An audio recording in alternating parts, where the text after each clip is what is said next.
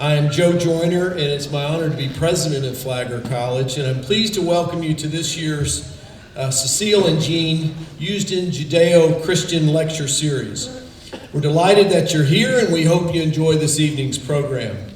The lecture series has been made possible through a generous gift from the Usdin Wiley Foundation, established by the late Dr. Gene Usdin and his wife, the late Cecile Usdin.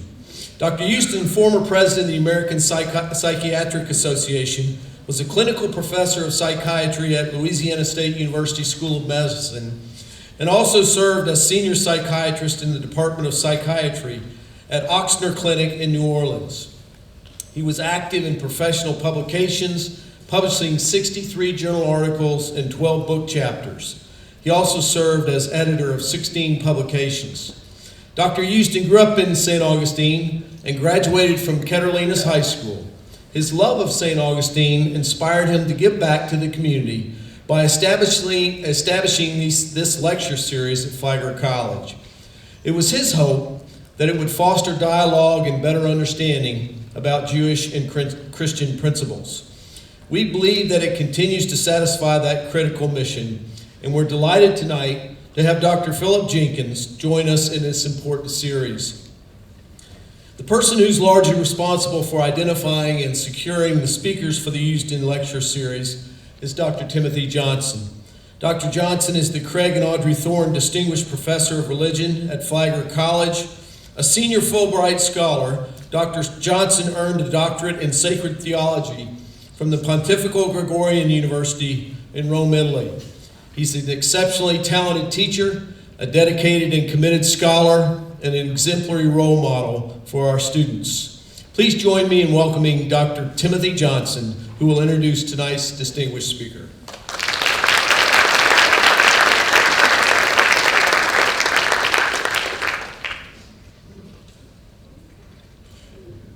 Good evening.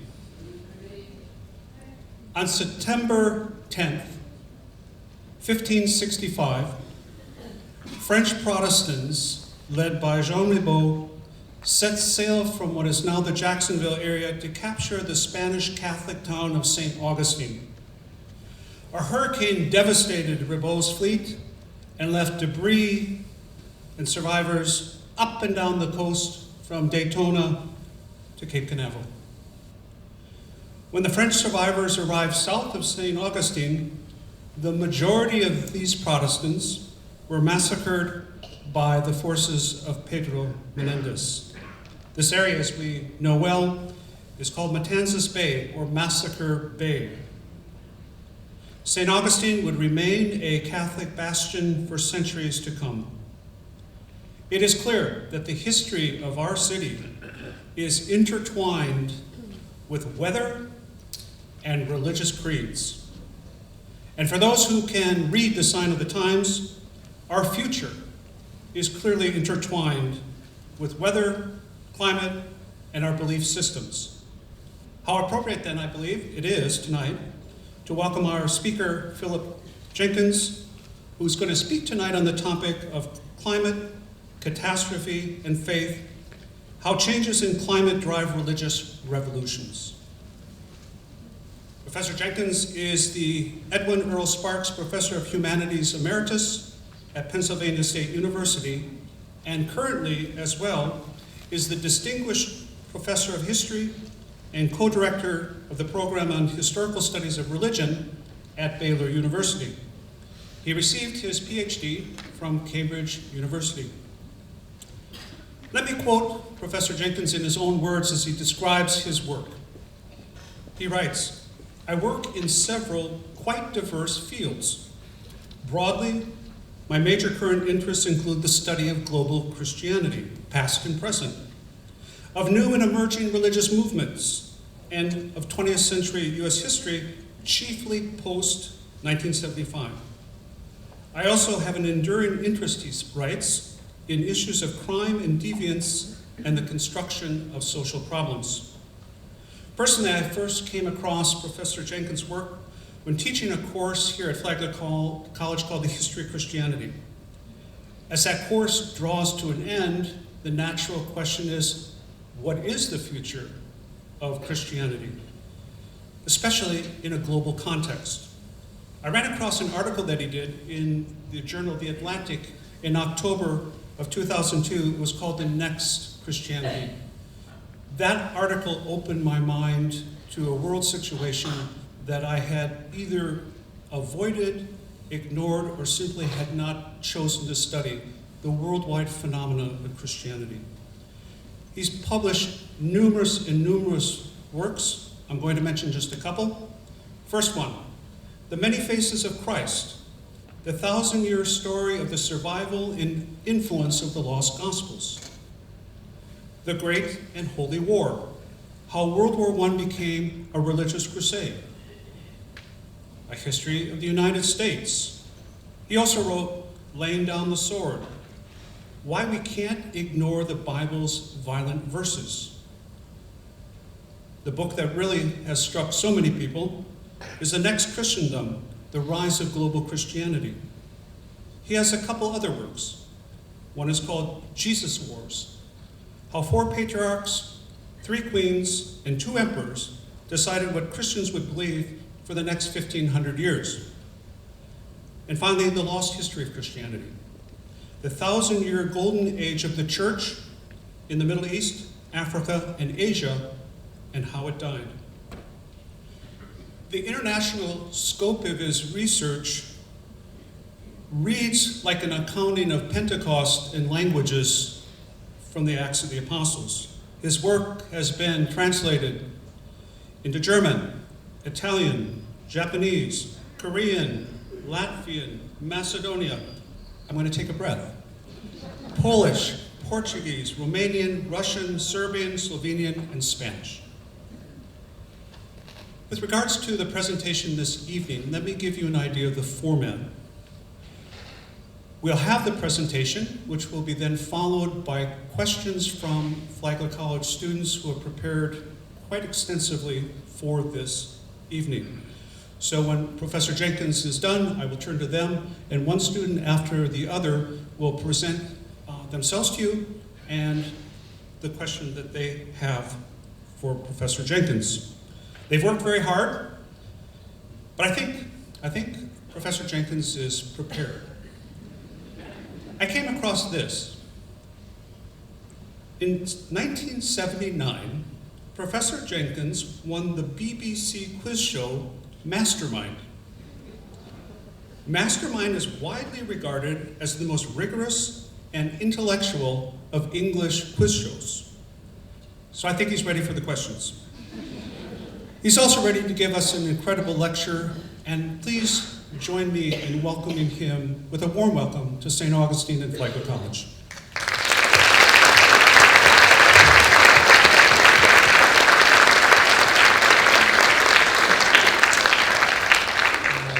Make sure of my... Yes, I brought some friends along with me tonight. I hope that's okay. I want to begin with a quote from a sermon. And the sermon goes through many reasons why God would be very angry with sinners and why those sinners would have very little chance of any hope.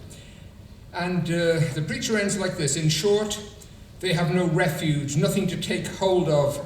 All that preserves them every second, every moment, is the mere arbitrary will and uncovenanted, unobliged forbearance of an incensed God.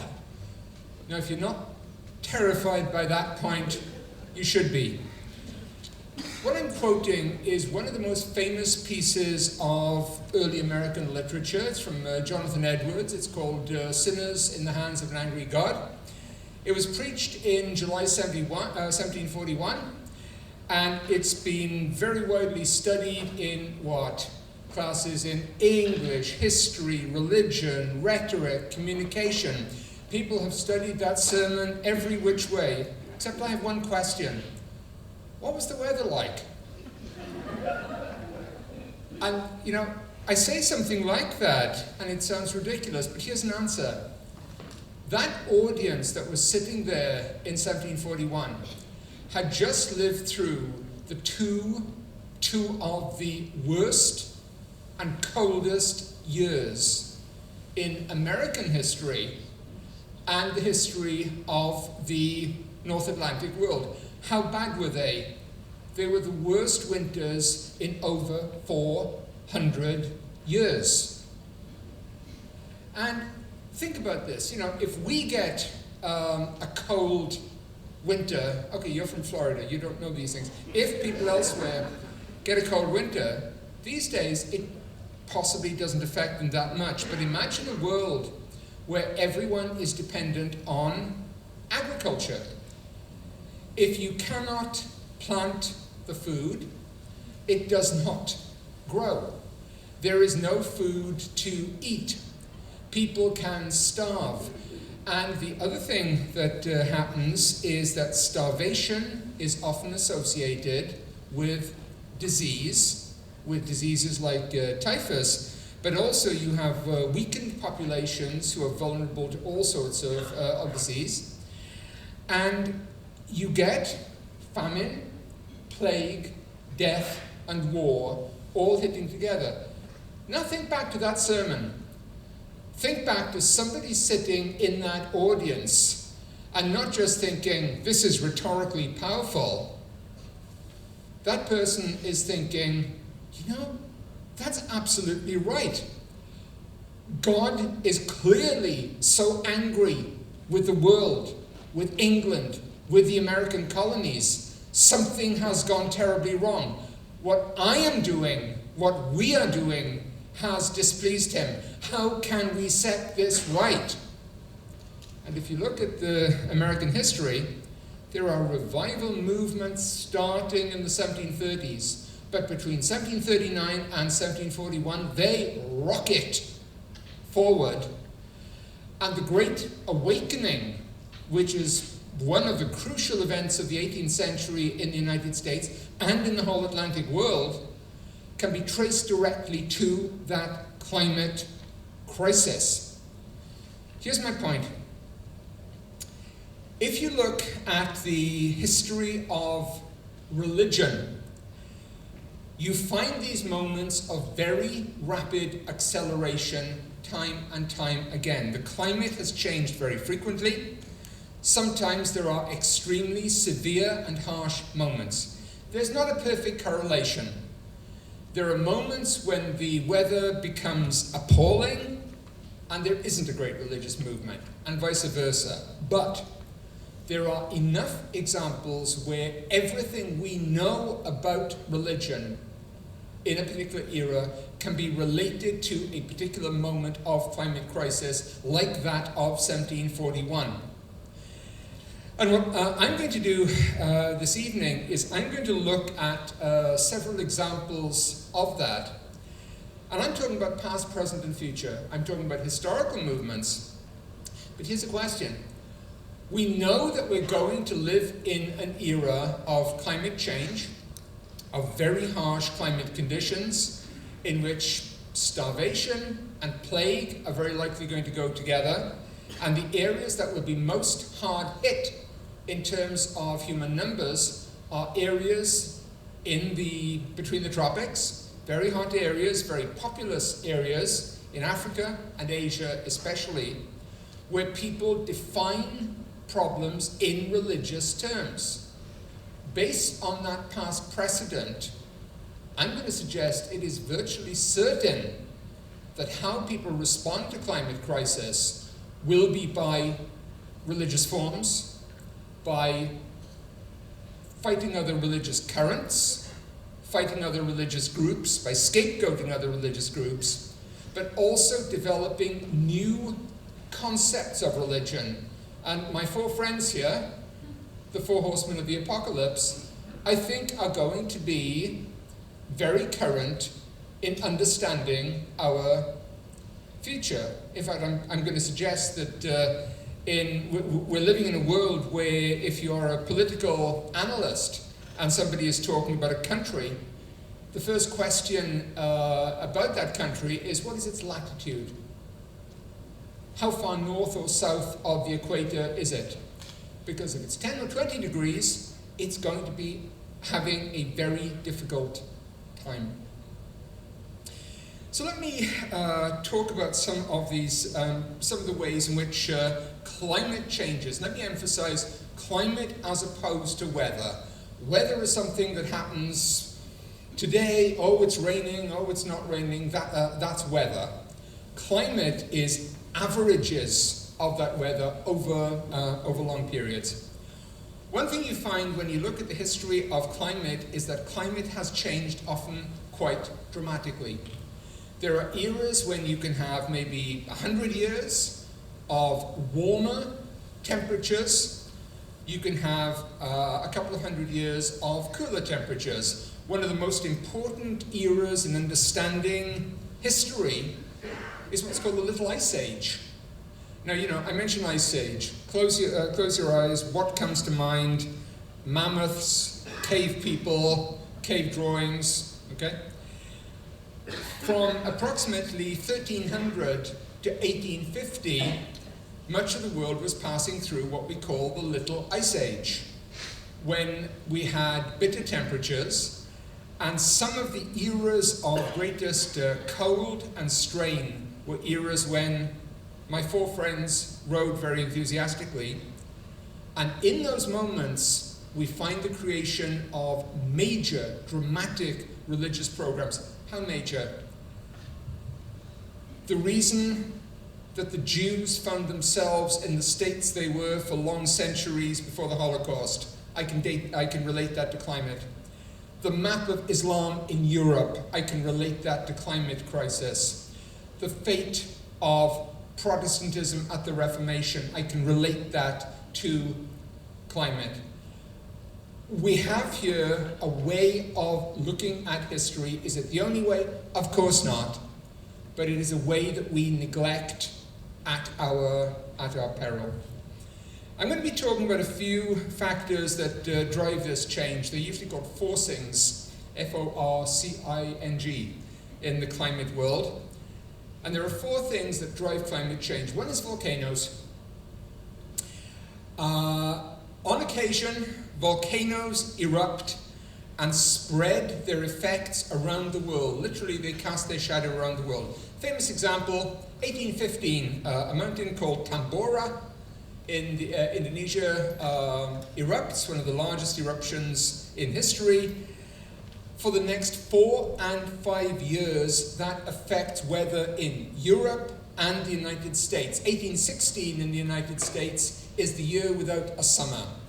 Imagine a world where the skies have darkened, you cannot grow food, where people are starving, when there are epidemics. How do people respond to that? They respond religiously.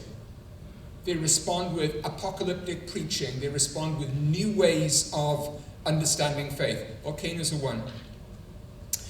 Something I've learnt about in recent years more than I ever thought I would is something called El Nino, which is something that we've all heard about to some extent. To cut a very long story short, 100 years ago, fishermen in the Pacific off the coast of Peru realized that at certain times of the year, the water would get really warm, and they associated that with the Holy Child, because that was the time of the birth of Christ, so they called it the child, El Nino. That is associated with an oscillation of ocean currents between east and west, which we now know affects climate worldwide. It can affect severe El Ninos, can affect droughts in some part of the world, excessive rain in others. So we know about those as what we call forcings. And then, of course, there's the most recent one, which is emissions, carbon emissions, which we hear so much about. Please understand what I'm saying. There are people who use the evidence of climate change in the past to minimize or deny climate change today. I am not doing that. I'm saying that climate change in the past occurred, reversed, stopped. The kind of climate change we're talking today is different, and it's on a much bigger scale than any of the changes that I'm talking about.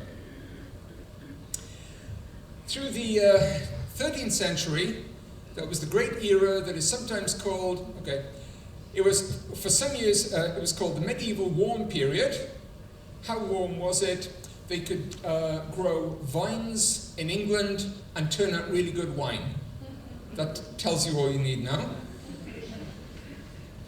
At the end of that, and by the way, I say used to be known as the medieval warm period, climate scientists being climate scientists, they thought that was much too simple a way of calling it, so they changed it to the medieval climate anomaly. There was always a danger that people might actually understand the medieval warm period. Did that have a religious consequence? Think it through.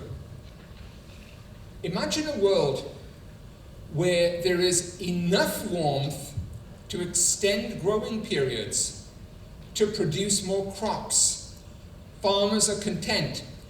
They can pay rents. Landlords are happy. They put off their normal hobby of trying to assassinate kings.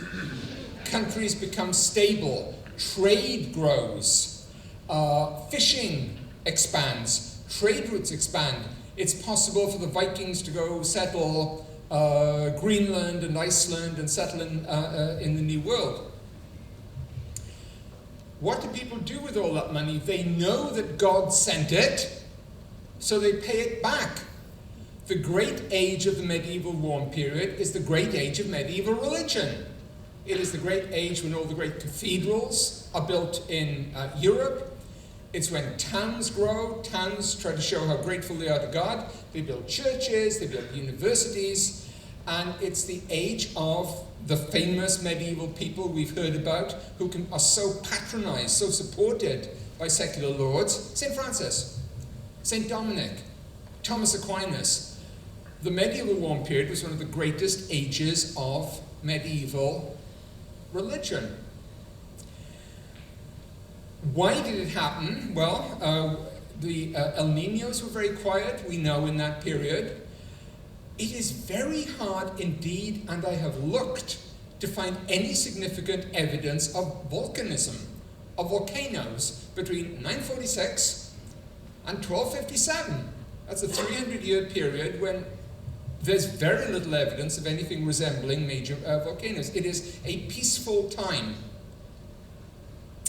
So the first thing I'm suggesting is, if you're trying to write the history of religion in the Middle Ages, a very good thing to do is look at the material basis of society. There's all this money going around.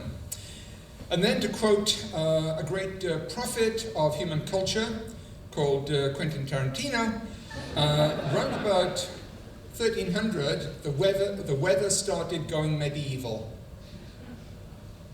And at the end of the 13th century, dreadful things happened to the weather. We started getting a range of absolutely humongous volcanic eruptions, which had this cumulative effect. They caused huge rainfall in Europe. They darkened the skies. People could not grow food. People got weak and sick. They were exposed to so many diseases. And I just invite you to think, if you live in a world where you know that weather is visited by God, and that decides on how pleased God is with the world, how do you think people are going to respond to that? What do you do? And the very bad news is, the first thing you do is you start scapegoating. You look for the people whose misdeeds have caused this dreadful behavior. If you are writing a history of the Middle Ages, then if you look at the years between 1315 and 1325, everything possible that can go wrong does go wrong. People go after Jews. They've gone after Jews before, but they start having a whole new series of conspiratorial charges of which Jews are accused. Why are we suffering so badly? Because Jews are poisoning the wells. If we kill the Jews, we will save our society. That's a familiar story. Everybody here knows about witches and the stories associated with witches. most of those stories in their classic form I can date precisely between about 1315 and 1325, when people are starving and sick, and when the Pope at the time issues an encyclical, a bull, when he basically urges inquisitors to go after witches not just as simple, harmful people, but as part of a cult signing contracts with the devil, causing bad weather, causing storms, causing rains, causing us to be in our present situation.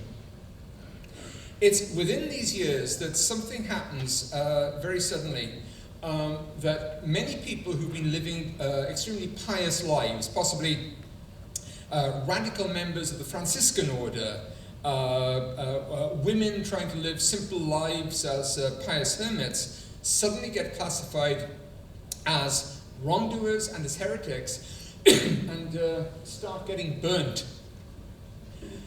The fact of burning heretics is not new, but the fact of this sort of paranoia is new.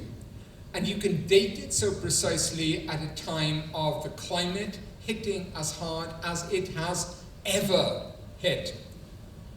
Those years between 1315 1325 are a time of catastrophe, and it would be amazing if people were not coming up with stories like this. So if you're desperate, you're hungry, you're sick, what do? You can attack local dissidents, or you can say, you know what would really please God? If we launched a crusade, if we all got together, not a crusade led by the lords, a crusade by us, the ordinary people, the shepherds, the poor people, and we're going to march across Europe, and we're going to march into the Islamic world and take it back for Christianity. And that's called the Shepherd's Crusade. They never actually get to the Islamic world, they just get to the nearest town, they plunder it, they kill all the Jews, and you have what's called the Shepherd's Crusade, which basically comes close to turning France in the Middle Ages into a failed state. Here's an interesting thought about how we write history. So I'm a medieval historian, and I write about this movement in 1320 and this movement in 1321. And if I'm clumsy, I don't stop to think, oh, by the way, this is one of the worst years for climate in the history of Europe. This is one of the worst since basically the Roman Empire fell. And again, climate played a very big role in that.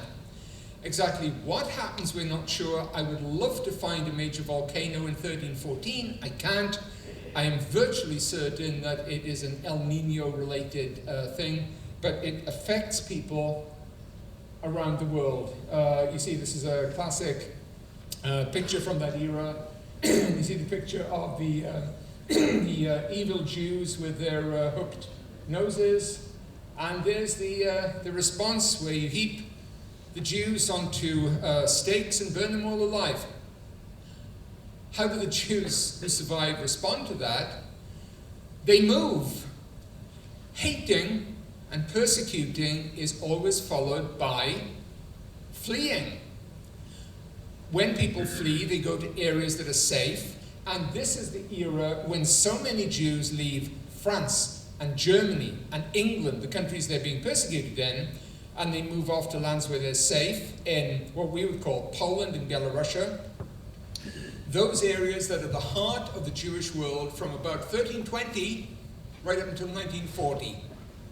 When you look at the world of Jewish Eastern Europe, the shtetl, it is created by that climate crisis. That's what happens in Europe, what happens elsewhere in the world.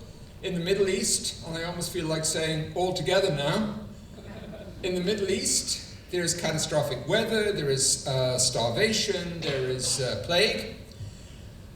And how Muslims respond is they look for the evil religion that has displeased God, and they find it in Christianity, which up until about 1320 is extremely strong in countries like Egypt and Iraq and Syria. That all changes in the space of about 10 years. the persecutions of those years are among the worst that Christians ever experienced. In Iraq, that's the point at which Christian leaders literally leave Baghdad and flee to the hills. They take refuge in monasteries in the northern hills, where they remain until the 20th century. Their descendants remain until the 20th century. Christianity had been very strong in China in the 13th century, right up to the mid-14th century. So this is one example of, I'll come back to that in a second. This is an example of a climate crisis that reshapes religion. It creates a world of what? Paranoia, persecution, scapegoating, and the flight of dissidents. And I will suggest to you that this is something that we see so many times in history. Well, I can look at any number of other eras. I would love to tell you that there was a climate context to the Reformation and to Martin Luther, and I cannot possibly do it. And I've tried, and other than making up documents, I can't do it. But what I can do is I can look at somewhat later eras. Protestantism gets going about 1517, and it comes very close to being destroyed. And the reason it survives is because of two great climate waves. Suppose you're writing the history of the Reformation, and you write the history of theology and ideas of religious debate, and if you leave out the climate, you're leaving out so much of the story. 1541, one of the key periods of Reformation history. Why? That's the age at which Calvin takes over in Geneva, launches this great Calvinist movement, implements the Reformation in Geneva. It's also the year that the Society of Jesus receives its charter. Wouldn't it be interesting to know what was happening in climate terms? Allow me to tell you. 1540 to 41 was the age of a mega drought, which is a technical phrase. It didn't rain in Europe for the period of over a year. People were absolutely desperate. Normally, if Calvin turned up in a city, people would be very happy to give him his return ticket very fast because they thought he was crazy and extreme and dangerous. In 1541, they bring him in and say, please, someone as holy as you can appeal to God for us. And also, the Calvinist Church, the Calvinist sect, if you like, achieves power because although it is very extreme in its religious and political ideas, it provides very good welfare for starving and sick people. I mentioned this idea of the Little Ice Age. In 1560, the world begins one of its coldest of all eras. I'm going to be talking about a concept here. I talked about some of these forcings.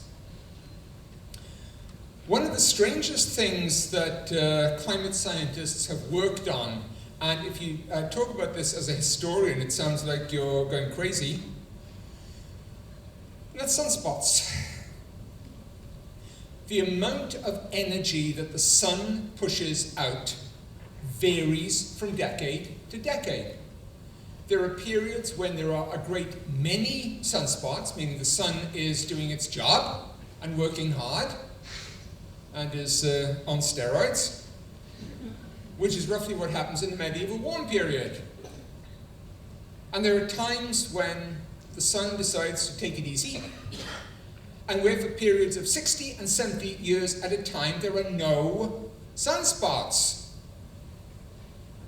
And you and I think about this, and sunspots, you know, what is all this about? What it means is the sun is not putting out the energy, the world is getting colder, the world is possibly 2 degrees Celsius cooler than it has been, and there are long periods from the late 16th century through the early 18th century when the state of cold in the world is appalling. One of them was in the 1560s. And in the 1560s, think about it, how do people respond to ages of extreme cold, bad harvests, sickness? And they scapegoat, but it also drives radical movements and revolutionary movements like the most extreme movements of the day in Europe, the Calvinists. And it's in the 1560s that Calvinist organization, mobilization, revolutionary activity reaches unprecedented levels. You get the Great Revolution in the Netherlands. A civil war starts in France, which probably kills 3 million people, which in the 16th century is considered a lot. And think about it, you know, we write about rebellions and revolutions as if they're things that just happen. And we think, you know, in this era, then, you know, this leader led a revolution and the peasants were discontented and they marched on the capital, yada, yada, yada. It's a very famous story. But people do not rise in revolution because it's going to get them killed normally, unless they have no alternative. 1565 is one of the worst years of weather of the century. People are starving. In 1566, they go into revolution. They go into revolution in the Netherlands, in France, in Scotland, in Hungary, and they create a Calvinist world that lasts for many years. After that, the Calvinist venture in the New World that Dr. Johnson was talking about is 1565. It's a direct offshoot of that. Hurricanes, storms, weather. The conditions that are driving those people there are climate. I'm going to talk about a couple of years just to illustrate the effects of this. There is an era that is known as a sunspot minimum, and it lasts from 1645 to 1715. It is an era when telescopes have been invented, where scientists are looking very faithfully at the sun, and they're seeing nothing. Instead of, say, 1,000 sunspots a year, they're seeing one, literally. The sun is cooling. The sun is not producing heat. The resulting cold on the earth between 1645 and 1715 is breathtaking. It truly is an ice age. And when I say that, I mean that literally glaciers are advancing across areas like Switzerland. That areas of the Baltic are frozen. That priests are writing memoirs and they say, I tried to say Mass this morning, but my wine was frozen solid in the chalice. That's serious. And one of the great ways of measuring this is in England,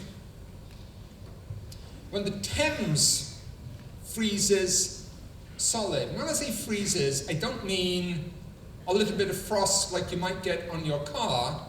I mean basically 1 foot thick ice. When they build a whole city on the ice for a frost fair. And this happens time and again in this era. And there are certain key years. 1679-80 is one of the worst of all, but I'll just leave that up there. 1684 is the coldest winter in the English instrumental record. It might have been colder before, we don't have the data. We've had nothing that bad since 1684. The grounds across part of the UK were frozen solid. You couldn't plow, you couldn't plant. People are going to starve, people are going to die, and there will be epidemics. And you know that the only people who will be making a very good business will be undertakers. And this is people on the Thames at that era. Look at the portrayal of the ice. What does this have to do with religion? Well, I'm going to suggest that it has a lot of impact on the making of European religion and on American religion. Once again, so what do you do? What do you do in a world like this? Well, first of all, if you are farmers, if you're peasants, you can't eat, your government is being oppressive, and you blame it for betraying God, and you have religious risings, religious rebellions. People try and persecute and kill their neighbors on the grounds of religion. And yeah, another one of the those are icebergs in the Thames, in case you were wondering. Yeah. And you have hunger. What does this have to do with religion? In 1679 and 80, in Scotland and Northern Ireland, Protestants rebel against the English crown. They are suppressed brutally. They're mainly Presbyterians, and they form a new way of worshipping. And you may not think you know about this, but you really do. Those Presbyterians start holding these things where they go out into fields, and thousands of them gather to hear preachers, and anything those preachers say, if the government finds out, they will come in and execute the people.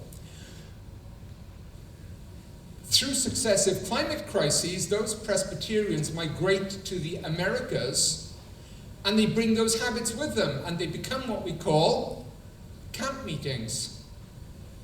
And what they're doing is they're laying the foundation of one of the bases of American evangelical tradition. The other thing that you find during times of climate crisis, and don't worry if you can't read that, is wild conspiracies. People are looking for the religious dissenters who are causing the trouble, and in countries around the world, people go after religious group X, whoever it may be, and say, you're conspiring, you're trying to assassinate the king, you're trying to do these terrible things.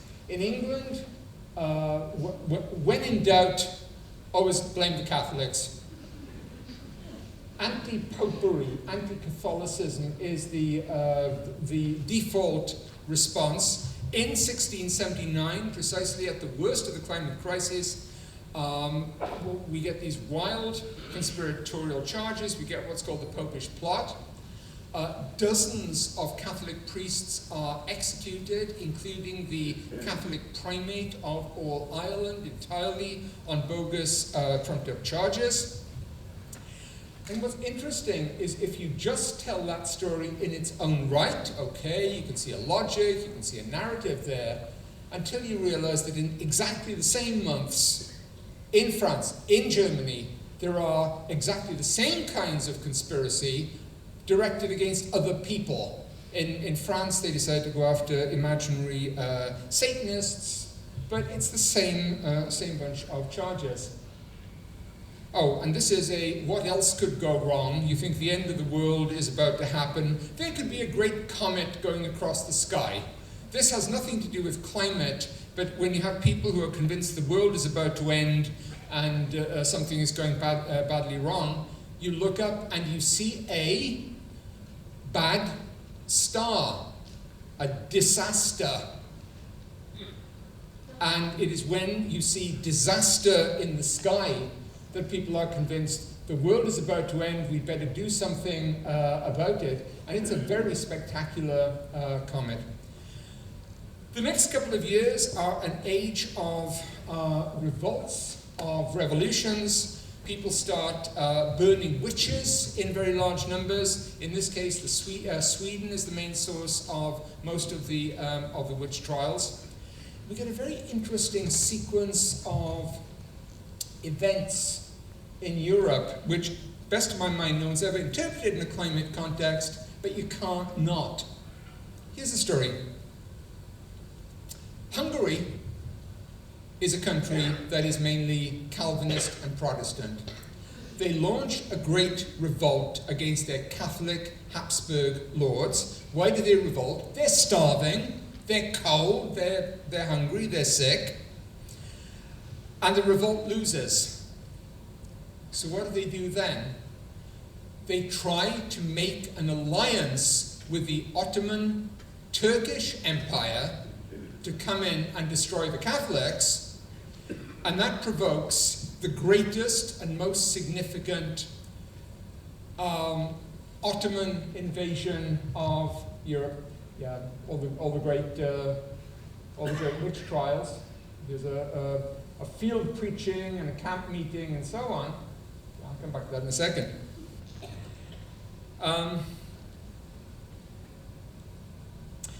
And in 1683, the Ottomans launched their furthest extent into Europe, and they reach Vienna and besiege Vienna. That leads to a battle in 1683, which is one of the key moments in European history. If you look at European history from the Reformation to the Second World War, 1683 is the key event. The Austrians, the Poles, the Catholic powers sweep the Ottomans off the battlefield. They drive them out of much of Europe. They reconquer the Balkans. Absolutely pivotal event. 1683 is crucial. Why does it happen? It happens because of that climate crisis from 1679 onwards, which is driving revolt, which is driving desperation.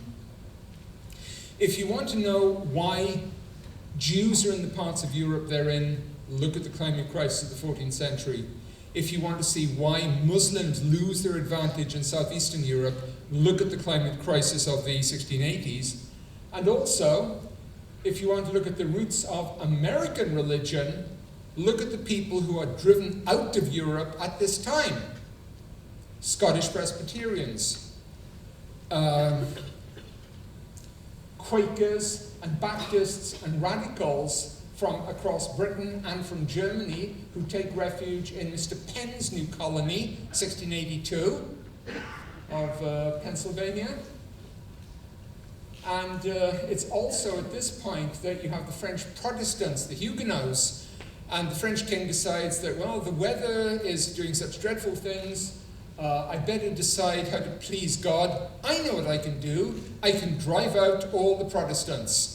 And those Protestants go around the world. They go to South Africa, they go to the Americas, but with the Huguenots, the Presbyterians, the Quakers, you have the basis of what is going to be colonial American religion. And that's the great victory at Vienna. The point I'm trying to make is you can tell any of these stories in its own right, and it's an interesting story. When you put it together and see what's happening all together, you realize that there is a very strong climate context. And I come back to my kind of odd question at the start of this, so what was the weather? And the weather was catastrophic. We're right in the middle of some of the coldest years in history, when people are looking for enemies to blame. And we today, as I say, when there is cold weather, we don't think it's going to affect our livelihood in a particular way. In 1991, for instance, a great volcano erupted at Pinatubo in the Philippines and had a big effect on climate. Didn't really affect most people unless they were watching the Discovery Channel or whatever. In this era, when there is a climate disaster, you can count the numbers. Some countries lose a quarter of their population in a decade. Imagine living through a world like that and not just saying this is something bad that's happened to us, but that God is angry. How do we respond? Number of options. Find a scapegoat. Form a revival meeting, form a revival movement, or move somewhere else. Oh, and again, one indication that we're dealing with global movements here is it's exactly in these key years in Europe that you get rebellions all around the world. In 1680, for example, after several years of extreme climate crisis, which in this case is partly El Nino related, it's partly volcano related, the Pueblo Indians in southwestern US, what we would call southwestern US, launched the most successful native rebellion of native peoples on American soil. They drive the Spanish out of their territory in New Mexico for a decade.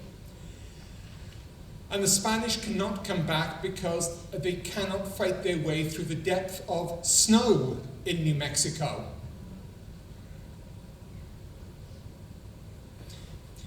I haven't particularly talked about this, but in the years from about 1580 to 1700, major volcanoes on a dramatic scale are erupting every 5 or 6 years.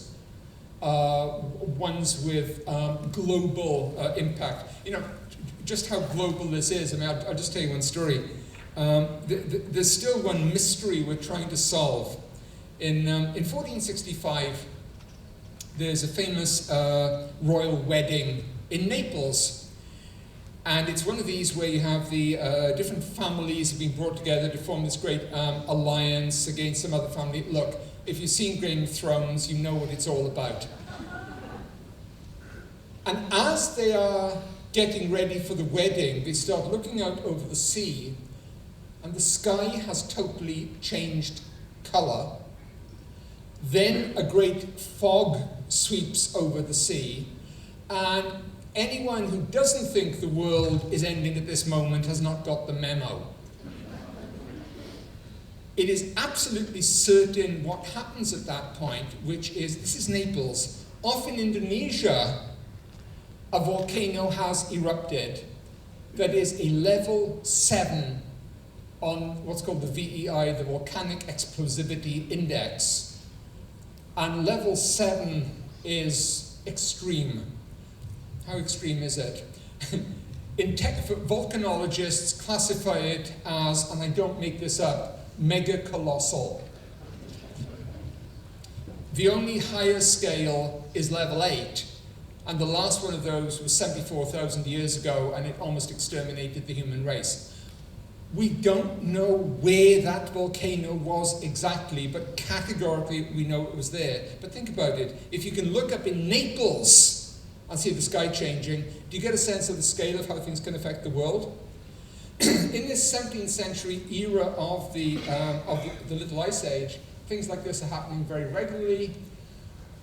This destroys the Christian missions in New Mexico for a decade. They return in 1692, but they will never again have the influence that they have had.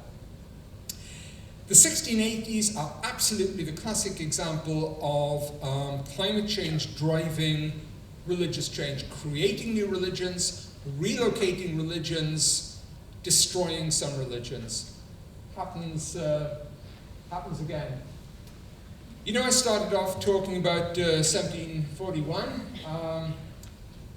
Well, bizarre climate conditions, it says, prevailed across the European continent, causing what we know as the Great Frost, which is claimed to have turned Ireland into an Arctic country.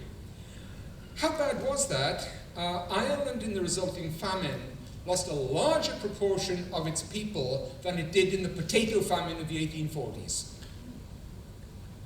Plants could not grow. Interestingly, some of the comments at the time are very evocative, because they talk about people going through the countryside and there are no more birds because all the birds are dead.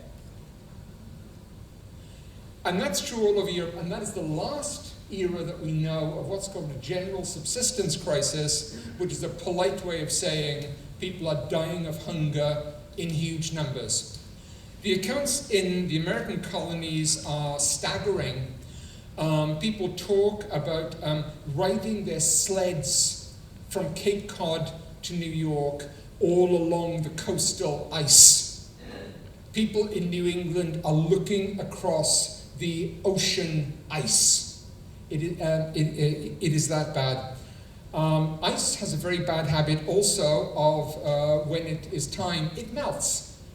You get floods. 1739 to 41 is catastrophic, and by the end of that, you're pretty prepared to believe that God is extremely anxious, and certain things happen at the end of that. We get the start of the real great revival. People have made these revival gestures beforehand, but it's when we get into 1740, 1741, George Whitfield, for example, He's often called the religious superstar of the 18th century. He's sometimes called America's spiritual founding father. He is the one who does so much to turn America into this radical evangelical society that we know in the mid-18th century. It's people responding to him who in the 1760s are rebelling against elites in a way that sets the stage for the real American Revolution. What happens is inconceivable except in the context of the crisis of 1740-41. Whitfield, okay, here's a concept. It's always written in terms of Whitfield being a great preacher. Whitfield was a great preacher. But you can be the greatest preacher in the world. The greatest actor at the time was a man called David Garrick. And what he said is, I would give all my money if I could say a word, if I could act like Whitfield. The famous line, you can do with it as you like, was that he could bring a whole crowd to tears by the way he pronounced the word Mesopotamia. I don't know, I can't do it. But, let me suggest to you, leadership is a function of followership. You can be the greatest preacher, you can be the greatest actor, but if your audience is not prepared to listen to you, you are not going to get anywhere. What the climate crisis did in 1739, 40, 41, was it made people desperate for salvation, for security, for comfort. And they got it from people like Whitfield and a number of others. Everyone thinks George Whitfield was the greatest preacher of all time. Great.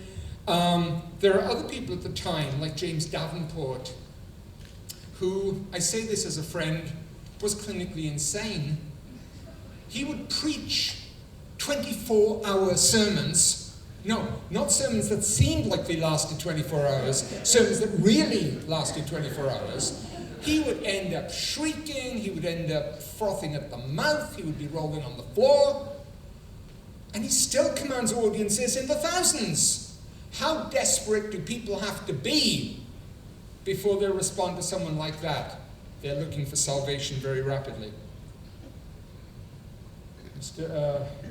Whitfield. Whitfield is turning up in Boston. And think of it, this is 1740. Think of what the population's like then. He's getting 40,000 people listening to him. Oh yeah. Did I mention the concept of scapegoating? This is 1740. And in 1740, people are looking for other people to blame. Well, you know, this is America, so it's a new world. So they think, shall we blame Catholics? Shall we blame black people? I know, let's combine them. Let's say that the Catholics are organizing a great slave conspiracy and burn them alive. And they do. And you get the great New York slave conspiracy, one of the largest, almost certainly non-existent slave conspiracies and Catholic plots in American history. I'm sorry to say this again, but I'm going to say it again. It makes no sense unless you think of the hell that people have lived through in the previous years. The idea was that the slaves and the Catholics were going to burn down the city of New York. How desperate do you have to be before you will believe something like this? I can talk about many other of these incidents. I've talked about the Tambora Volcano in 1815, and the impact of that. You can write all sorts of things about it. This is a trivia point, but we know that the skies turned totally dark over Europe in 1817 and 1818. It was dark in the middle of the day. There were a bunch of rich English tourists in Switzerland. They couldn't go anywhere. There was total rain as a result of the volcano. And so they hid up in a castle and had a writing competition. And Mary Shelley wrote a book called Frankenstein. And somebody else wrote, Dr. Polidori wrote the first vampire story in English, and basically, if you like Gothic literature, you owe Tambora the Volcano a lot. Something like this is, is incidental, it's trivial. But there are also great religious movements. It's when we get all these end-of-the-world prophecies. It's in these years that Joseph Smith gets the ideas and the visions that are going to create the world of the Church of, what is that again? Latter-day Saints of Apocalypse. Well, I could continue that, as I say, quite a lot, but I'll focus on those particular years. I would also look to the future, and I would take those examples as being instructive. I'm not talking about a literal repetition, but if you get this kind of climate-related catastrophes that most people are predicting in the worlds where billions of Africans and Asians live, where religious systems still emphasize this kind of providential approach to evil, where you get desertification, where you get mass migrations, where you get the ruin of the Great Lakes in Africa, on which 1.4 billion people will depend within a few years, you'll get certain things. You'll get scapegoating, you'll get rivalries, you'll get witchcraft charges. Don't forget, more people have died in witchcraft persecutions in the last 20 years than probably in the last 2,000 years. We live in the great age of witchcraft and witch trials. That's not going to stop. That's going to get worse. But my question is this. Are we also going to see new religious movements based on a new kind of apocalyptic preaching? Because by 2030 and 2040, the audiences are going to be there. Are the new Whitfields going to be there? And I would dearly love to believe that they're going to be like Whitfield or Edwards, but I have my concerns. So if I was looking at the likely consequences of some of these changes, I think it's very likely that we're going to see some very sweeping new religious movements that emphasize healing, that emphasize apocalyptic teaching, and which ideally hope will teach the healing and salvation of the world and not the destruction of others. And I really don't know, and that was the most depressing photograph I could find to end this with. If I can draw this to an end, I'm saying that when you are looking at history, ask that question, what is happening in climate terms? Because very often you will see that that climate explains so much, and without it you are missing a large part of the story. Climate drives religion. Climate catastrophe drives religious change. Thank you very much.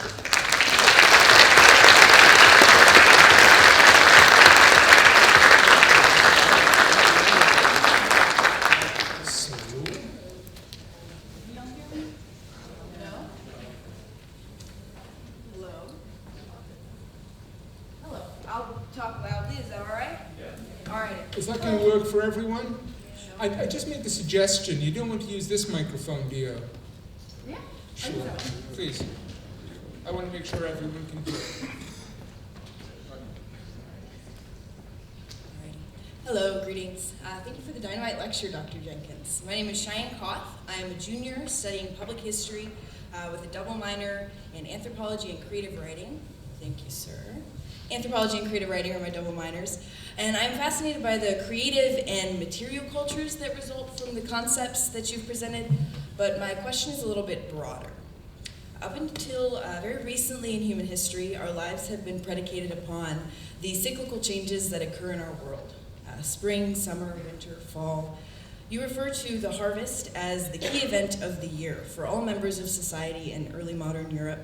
Its disruption, of course, begets social and cultural ramifications.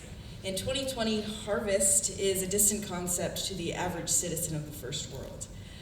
For instance, I hardly consider whether or not a fruit or vegetable is in season when I walk into the Winn-Dixie. This is a single example of what one could call a mass dissociation between man and planet. As our climate outlook looks bleaker by the day, the rift between humanity and the natural world grows wider too. How does this literal and spiritual alienation factor into your conception of religious revolution? Would you agree that technology has played a part in this alienation?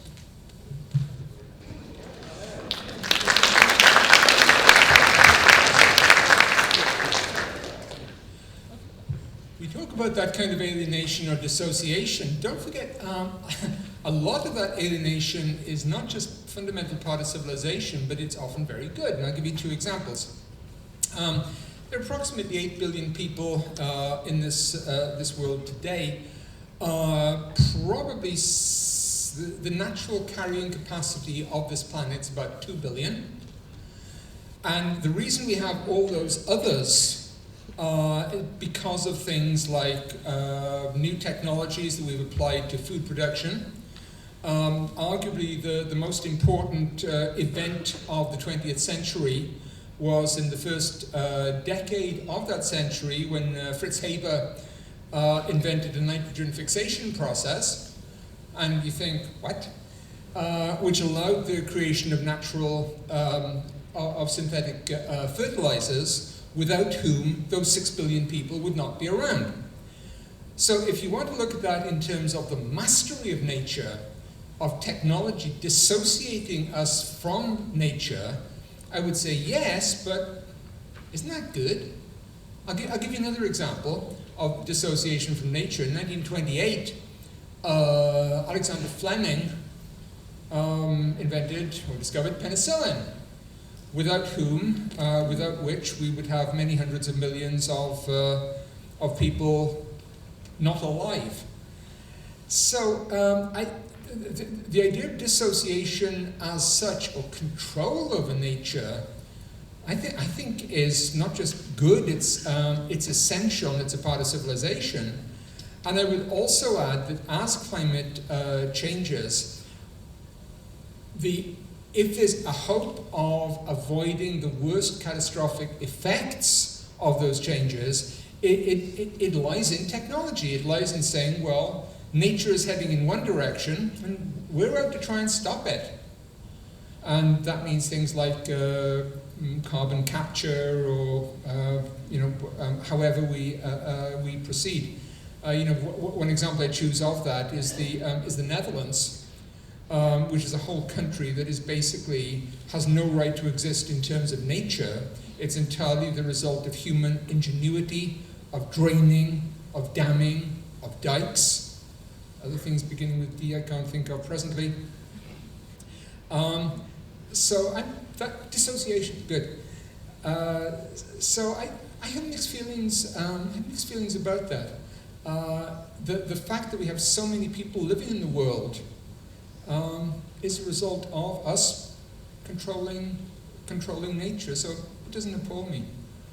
I'm very happy to take a response to that, or whichever, but as I said, I would urge whoever it is to take the mic. No, thank you. I appreciate it. Please. Let's see if this one works. Nope.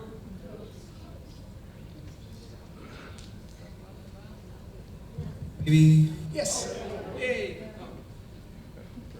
I had it. Oops. See what I mean about technology and its virtues? Of course.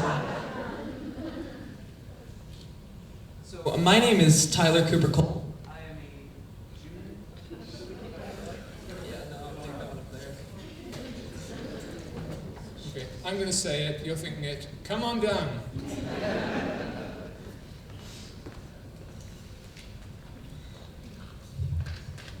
Hello. My name is Tyler Cooper Kolb. I'm a junior here, and I'm a double major in coastal environmental science and philosophy. First, I would really like to thank you for coming here and presenting this lecture. I think that there is a lot to benefit in both the scientific and religious community from this. So now to my question. Catastrophic events related to climate change, such as the Great Famine in the 14th century, were once attributed to the plotting of certain religious groups, which caused massive tension among them. Current scientific explanation for climate-related catastrophic events implicate human activity as a causal agent. How has this recognition of human responsibility impacted contemporary religious explanations of climate-related disasters? And has the modern scientific account created a stronger sense of unity and responsibility among these groups who once blamed one another for these events? Yeah, my short answer to that excellent question would be that we're looking at a story that is in process. The real kind of modern recognition of global warming through human intervention dates only to 1988. That might not be, it might seem like a while back, but that has been really bitterly debated for many years. It's only in the last maybe 5 to 10 years that it really has represented an overwhelming social consensus. So we're still at very early stages. I certainly see that as a transformation in how religions see their role. If there's a great landmark here, I write a lot for the magazine Christian Century, and I wrote a piece recently which was looking at the 10 most important events of the 2010s. And one of the ones I chose was the 2015 encyclical by Pope Francis, which was Laudato Si, which I think will probably be remembered and recognized as a fundamental recognition of the nature, not just of climate change, but anthropogenic climate change, and the absolute nature, the absolute duty of churches and religious communities to follow that. And I would ideally love to see a situation where that recognition span different religions, where that consciousness span different religions. I certainly know there are movements within Islam towards this, within Chinese faiths, and it might be that kind of planetary idea will be very strong. On the other hand, I worry that so many of the consequences will not be seen as part of that overarching model, but will be seen as part of human malice. And so that's why I worry very much about the scapegoating. Oh, and I just made one great comment. The people who will suffer most directly from global climate change in the coming 20 or 30 years are precisely the people who had least to do with causing it, which is one of these human nature things we really, so I think my short response would be, I'd love to think so. Yeah. You can try, please. Hello. Is it working? Yeah. Good evening, everyone. My name is Vaishka Nakar. I'm a senior at Flagler College studying psychology, coastal environmental science, and biology. And this talk was really fascinating to me because of my vested interest in climate change as a global citizen and as a scientist. And my question for you is, I just wanted to say that India has the largest growing population in the world, and around 80% of that population follows the Hindu religion. And prior to the climate negotiations in Paris in 2015, over 60 Hindu leaders and organizations signed the Hindu Declaration on Climate Change, which was a call to action similar to declarations of other religious leaders, including those of the Islamic and Christian faith. Hindus, along with many other indigenous peoples and other Eastern ideologies, seek to live in harmony with the earth as they are deeply connected with the natural world. Do you believe that climate change will bring a greater disruption in the faith of these religious communities as opposed to those more influenced by Western ideologies? Okay. Thank you very much for drawing attention to that. And that exactly points to one of the, conflicts or paradoxes that concerns me. Because you have that environmental consciousness, you have that climate consciousness in an Indian context. But India, because of the very large population, is also desperately anxious to improve the lot of its people, to supply power, and overwhelmingly that tends to be done by coal, by dirty forms of coal. And when I say that, that is saying nothing negative about India, it's just those are the resources they have. And you think about it, if you were in the Indian government, what would you say? Would you say, well, we're not going to use those coal resources because it will harm the environment? Or are we going to say, well, yes, we are, because it's really important to get power to people and raise people out of extreme poverty. So India is one of those countries that suffers a terrible, what shall I say, split consciousness. We live in a very interesting time in the world. Extreme poverty over the last 30 years has collapsed at a greater rate than ever before in human history. In 1990, 40% of the world's people were in extreme poverty. That reached 20% by 2011, far and away the biggest change of its kind that's ever happened in history. And most of those people were in India and China. And most of that improvement happened because people were using really dirty energy. And there is a projection that by 2035, nobody in the world will be left living in extreme poverty. Wouldn't that be wonderful? And if the only way they can get there is by using really dirty energy sources, that's good, maybe. But I'm very grateful to you for your addition to my comment and pointing out the role of that Hindu declaration, which I had not put any emphasis on and which I'm glad to be corrected on. Thank you. And forth. All right, can you guys hear me? Yeah, I can hear myself. All right, good evening. Thank you, Dr. Jenkins, for being here tonight. My name is Anila Lahiri, and I've actually just begun my senior year here at Flagler College, and I'm studying history. Now, one of the things that I've come to learn is that, as Margaret Macmillan says, history plays an unparalleled role in silently shaping our institutions, our ways of thought, our likes and our dislikes. And it's pivotal that historians are engaged in public debates and conversations. Now, to preface my question, while we cannot change the history, we can allow it to change our beliefs and our actions. The scientific community agrees almost unanimously that human agency plays a major role in the global climate crisis that we are facing.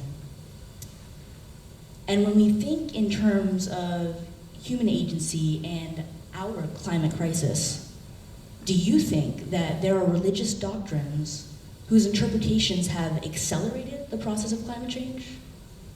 Thank you. I kind of be hard pressed to find such historically.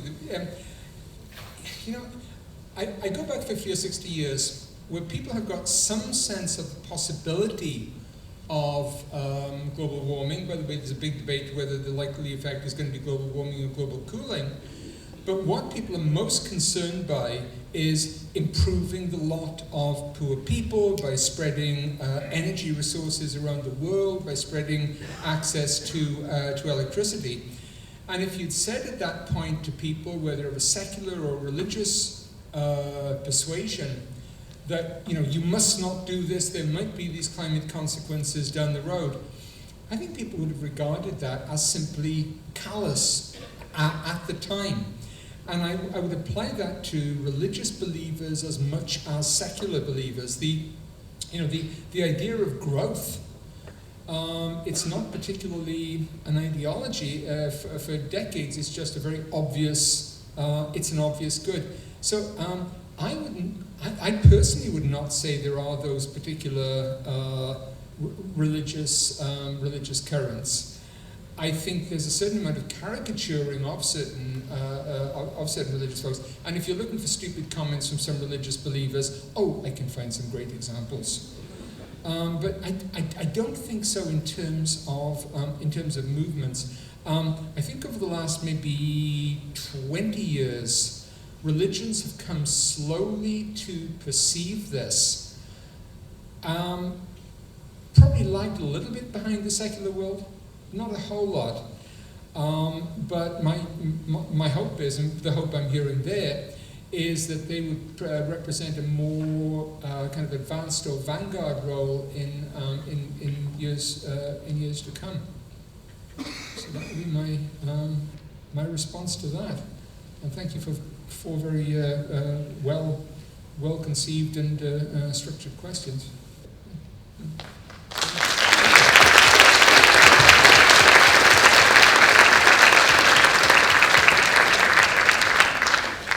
I always wondered how it was that St. Francis could go barefoot during the Middle Ages, and I guess I've just figured it out. It was that warming period. So, fascinating lecture. I cannot thank Professor Jenkins enough. I also, though, want to thank the people. I'm looking at Professor Lee here, who knows Professor Jenkins and recommended that I ask him to come. This is the essence of a community. This is an essence of an academic group that's trying to educate a larger community. Along with that also goes the work of those who provide support for us. And so we're thinking especially tonight of the people who endowed this lecture and made this possible. Without their generosity, we would not have received the amazing insights that have come to us, and we would not have had the opportunity to, I would say, showcase some incredibly talented individuals who give us hope as we move forward. So on that note, I thank Professor Jenkins again. I thank all of you for coming. I hope you have a wonderful evening. I don't know if it's raining, watch the weather, but thank you very much.